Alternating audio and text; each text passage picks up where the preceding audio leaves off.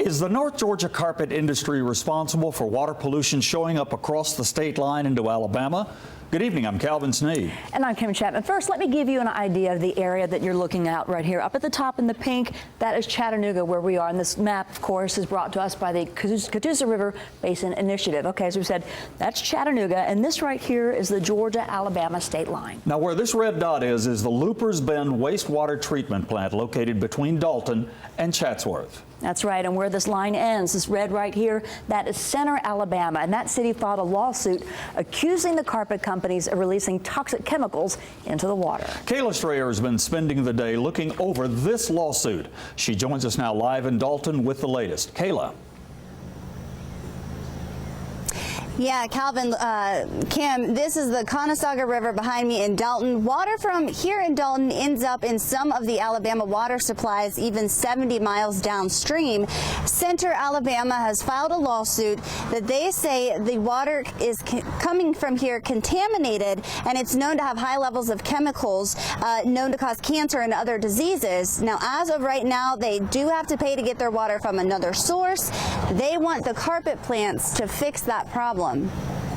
The city of Dalton is home to more than 100 carpet manufacturing plants. Great for the economy, but what about the environmental impact? These chemicals can be harmful. The EPA released a health advisory last year stating that the amount of PFOA and PFOS chemicals should be kept to a minimum in drinking water. Joe Cook is an environmentalist with the Catoosa River Basin Initiative. They are chemicals that were used to make stain-resistant carpet, and they are very persistent in the environment, and when they're released to the environment, they stay out there for a real long time. This new lawsuit says the town of Center, Alabama's Water Works and Sewer Board started testing for these chemicals after the EPA issued the warning last year. Since then, they have found levels exceeding the federal guidelines and have had to buy their drinking water from another source. They blame the carpet plants, claiming the chemicals come from wastewater at the plants, remain after the treatment process, and then end up in the Contaminating River.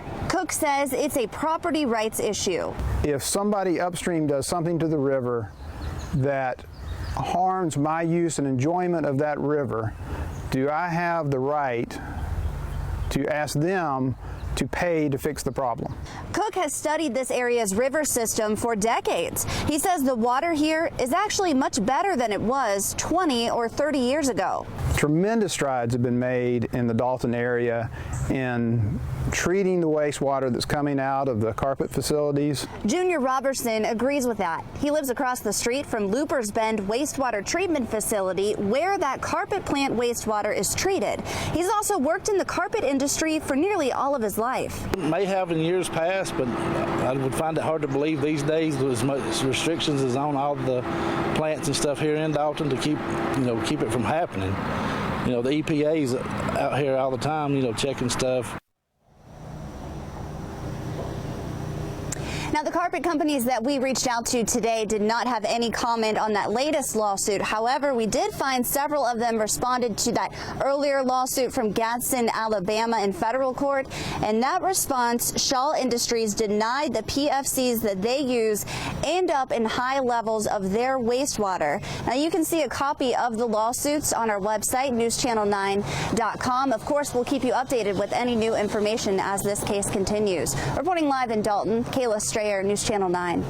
Thanks, Kayla. We checked on any other affected water supplies downstream from the plants in Dalton, but so far, the only cities with lawsuits are Center and Gadsden, Alabama.